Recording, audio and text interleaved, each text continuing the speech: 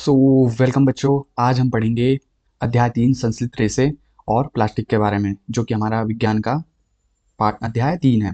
ठीक है, चलिए स्टार्ट करते हैं। बने रहिएगा लास्ट तक, ताकि आपको प्लास्टिक क्या होती है उनके बारे में सारी चीज़ें समझ आ सके, और रेशे किस किस टाइप के होते हैं सारी चीज़ें बहुत ही अच्छे तरीके से हम लोग समझेंगे। तो बने रहिएगा वीडियो के लास्ट तक। तो चलिए सबसे पहले देख लेते हैं कि रेशे का परिचय। ठीक है, प्राकृतिक रेशे देख लेते। प्राकृतिक रेशे क्या होते हैं? प्राकृतिक रेशे पौधों और जानवरों से प्राप्त होते हैं बच्चों। ये कहाँ से प्राप्त होते हैं? पौधों से और जानवरों से। पौधों से जैसे कि कपास हो गया, जूट हो गया, ये सब हमें पौधों से प्राप्त होते हैं। रेशम हमें कहाँ से प्राप्त होता है? जानवरों से प्राप्त होता है।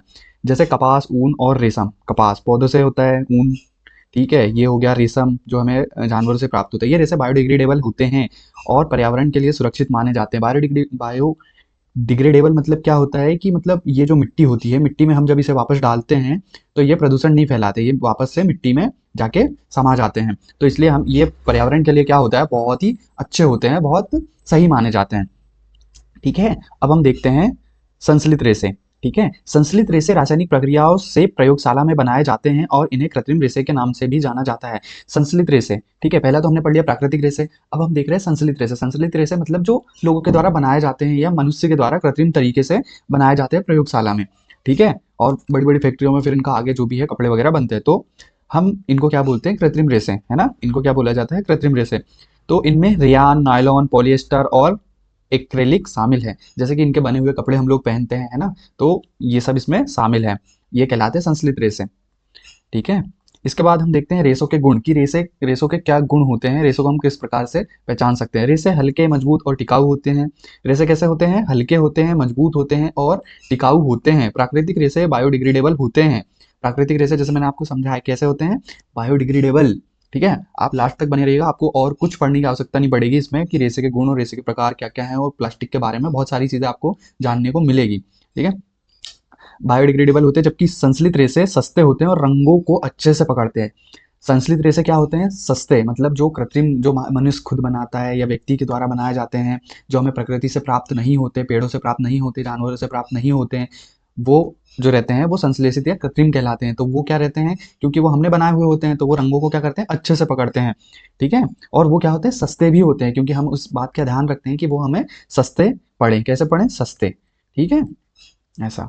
और क्योंकि देखो वो सस्ते क्यों पड़ते हैं? क्योंकि वो बनाए जाते हैं। अब भाई, अब किसी चीज़ की खेती करेंगे जो हमें प्राकृतिक रूप से प्राप्त होगा, वो तो महंगा होगा। बट जो खुद से ही बना रहे हैं, हम लैब में बना रहे हैं, ठीक है, फैक्ट्री में बन रहा है, तो वो क्या होता है? सस्ता पड़ता है। अब हम देखते हैं संश्लित रेशे के बारे में और जानकारी। हम लोग देखते हैं कि क्या क्या होता है। पॉलीमर, पॉलीमर के बारे में हम लोग पढ़ेंगे। पॉलीमर रसायनों की सबसे बड़ी श्रृंखला है। क्या है? रसायनों की सबसे बड़ी श्रृंखला है, मतलब ये एक दूसरे के ऐसे ऐसे जुड़े हुए होते हैं। ठीक है, ये पॉलीमर जो छोटे इकाइयों मोनोमर से मिलकर बनते हैं, ये रेशों का आधार होते हैं जिनसे संश्लित रेशे बनाए जाते हैं। इससे क्या किया जाता है? इससे संश्लित रेशा बनाया जाता है। ठीक है, हम पढ़ रहे हैं संश्लित रेशों के मतलब कृत्रिम रेशों के प्रकार पढ़ रहे हैं। तो ये सबसे पहला पॉलीमर है। ठीक है, छोटी इकाइयों मतलब छोटी छोटी चीज़ों से, ऐसे छोटे छोटी चीज़ों से मिलके ही तो कोई चीज़ बनेगी ना। छोटे छोटे अणुओं से, छोटी छोटी चीज़ों से मिलके ही, छोटे छोटे कणों से मिलके ही कुछ कोई बड़ी चीज़ बनती है। तो उसी प्रकार ये पॉलीमर रसायनों की एक श्रृंखला होती है, जो आपस में मिल मिल के एक बड़ी चीज़ का निर्माण कर लेती है। ठीक है, ये रेशों का आधार होते हैं जिनसे संश्लित रेशे बनाए जाते हैं। अब हम देखते हैं रेयॉन। ठीक है, रेयॉन क्या होता है? लकड़ी की लुगदी से बनाया जाता है। रेयॉन काहे से बनाया जाता है? लकड़ी को बारीक पीस के, या उसकी लुगदी, उसके रेशे इस टाइप से, और फिर उसको क्या किया जाता है? इसे कृत्रिम रेशम भी कहा जाता है। ये सस्ता होता है और रंगों को अच्छे से पकड़ता है। ये कृत्रिम रेशम भी कहलाता है, मतलब ये रेशम जैसे ही बनता है या रेशम ही कहलाता है। तो ये रंगों को भी अच्छे से पकड़ता है, क्योंकि ये लकड़ी की लुगदी से बनाया जाता है। तो ये, और हम इसमें कुछ ऐसे परिवर्तन कर देते हैं जिससे कि ये कलरों को अच्छे से पकड़े। तो ये भी क्या क्या किया जाता है? मानव द्वारा निर्मित है और कृत्रिम रेशा है। ठीक है, इसके बाद हम पढ़ेंगे नायलॉन। ठीक है, ये तो आपने सुना भी होगा, नायलॉन वगैरह कपड़े वगैरह बनते हैं। ठीक है, नायलॉन पहला संपूर्ण कृत्रिम रेशा है जो मजबूत, लचीला और लोचदार होता है। इसका उपयोग ब्रश, रस्सी और मोजे बनाने में किया जाता है। ठीक है, इससे क्या क्या बनाया जाता है? ब्रश भी बनाया जाता है, रस्सी भी बनाई जाती है, ठीक है, और मोजे, कपड़े आदि बनाए जाते हैं। मोजे और कपड़े आदि बनाए जाते हैं। ठीक है, तो ये क्या होता है? ये है ना, मजबूत भी होता है, लचीला भी होता है और लोचदार भी होता है। इससे ब्रश, रस्सी और मोजे बनाने में इसका उपयोग किया जाता है। तो ये होता है नायलॉन। ठीक है, आपको समझ में आ रहा होगा किस तरीके से हम, मतलब रेशे किस काम आते हैं। मेनली ये कपड़े बनाने, चीज़ें बनाने, वस्तुओं के बनाने के काम में आते हैं। ठीक है, तो चलिए अब हम आगे देखते हैं। ये हो गया नायलॉन। ये सब क्या है? कृत्रिम रेशे, मतलब मानव के द्वारा बनाए हुए रेशे पढ़ रहे हैं हम लोग अभी, है ना। इसके बाद हम देखते हैं पॉलिस्टर। पॉलिस्टर जैसे टेरिलीन सिकुड़ता नहीं है और जल्दी सिकुड़ता नहीं है और जल्दी सूखता है। ठीक है, ये क्या होता है? ये सिकुड़ता नहीं है और बहुत जल्दी सूख जाता है। ठीक है, पीईटी बोतलों के निर्माण में इसका व्यापक उपयोग होता है। क्या करते हैं हम पॉलिस्टर का? जैसे अपने पानी की बॉटल्स वगैरह देखी होगी, है ना, पानी की बॉटल्स, है ना, पानी की बोतल, ये सब क्या किससे बनाया जाता है? पीईटी बोतल जो हमें बनाई जाती है, निर्माण में इसका व्यापक उपयोग होता है। ठीक है, इसके बाद हम देखते हैं एक्रेलिक। एक्रेलिक, है ना। एक्रेलिक क्या होता है? एक्रेलिक एक ऐसा रेशा होता है जो ऊन के जैसा होता है, लेकिन यह कृत्रिम है। ऊन के जैसा ही दिखता है सेम, या उनके जैसा ही मतलब महसूस होता है, जो भी है उसके जैसा ही सेम सेम होता है थोड़ा थोड़ा। पर क्या होता है कि ये कृत्रिम होता है, ये मानव द्वारा निर्मित होता है। इसका उपयोग स्वेटर, शाल आदि बनाने में किया जाता है। आपने शॉल देखी होगी, है ना, शॉल, स्वेटर, है ना, जो ठंडियों में पहनते हो आप लोग। तो ये सारी चीजें कैसे बनाया जाता है? एक्रेलिक ऊन से बनाया जाता है ना। ऊन से भी बनता है, और ये कृत्रिम ऊन जो है एक्रेलिक नाम से, इससे भी बनाए जाते हैं, है ना। अब हम इसके बाद पढ़ेंगे प्लास्टिक के रहस्यों की खोज करते हैं हम लोग, है ना, कि भाई प्लास्टिक क्या होता है, कैसे चीजें होती हैं, है ना, प्लास्टिक किस किन चीजों से मिलकर बना हुआ होता है। सबसे पहले हम प्लास्टिक की संरचना देख लेते हैं बच्चों। प्लास्टिक एक पॉलीमर है जिसमें छोटे छोटे इकाइयां मोनोमर आपस में जुड़कर बड़ी श्रृंखला बनाते हैं। इसकी संरचना जटिल होती है जो इसे विभिन्न गुण देती है। देखो, हर चीज क्या है? छोटे छोटी चीजों से मिलकर बनी होती है, छोटे छोटे कणों से मिलकर। जैसे कई आप चीजें देखते होंगे, है ना, तो छोटे छोटे, जैसे कोई रस्सी भी वो छोटी छोटी चीजों से मिलकर बनी होती है ना। और ये हम देख लेते हैं इसकी संरचना। तो ये छोटी छोटी चीजों, ऐसे छोटे छोटे कण इसके आपस में मिल मिल के बड़ी संरचना बनाते हैं। ठीक है, ये भी एक पॉलीमर है। और ये इसकी संरचना थोड़ी जटिल होती है, मतलब कड़क होती है, जटिल होती है। आप देख सकते हैं इस टाइप से ये होता है। अब देख लेते हैं बच्चों, प्लास्टिक की संरचना हमने देख ली। अब हम देखते हैं कि प्लास्टिक किस किस प्रकार के होते हैं या क्या क्या होते हैं। तो सबसे पहले आ जाता है थर्मोप्लास्टिक, है ना। थर्मोप्लास्टिक, थर्मोप्लास्टिक वे प्लास्टिक होते हैं जो गर्म करने पर नरम हो जाते हैं और ठंडा होने पर फिर से कठोर हो जाते हैं। आपने देखा होगा कई सारे प्लास्टिक जब हम उनको गर्म करते हैं तो वो एकदम पिघलने लगते हैं, है ना। गर्म करते हैं तो वो पिघलने लगते हैं, फिर उनको छोड़ देते हैं तो वो वापस से कैसे हो जाते हैं? वापस से कठोर हो जाते हैं। तो इनको क्या बोला जाता है? थर्मोप्लास्टिक बोला जाता है ना। ये पुनरुपयोगी होते हैं और विभिन्न रूपों में ढाले जा सकते हैं। हम इनको क्या करते हैं? हम इनको गर्म कर लेते हैं, ठीक है, और जिस भी शेप में हमें चाहिए, जैसे हमें कुर्सियों के शेप में चाहिए तो हम उसको कुर्सी बना देते हैं, ठीक है, पाइप के शेप में चाहिए तो पाइप्स बना देते हैं, और फिर हम उसको वापस से क्या ठंडा कर लेते हैं तो वो कठोर हो जाते हैं।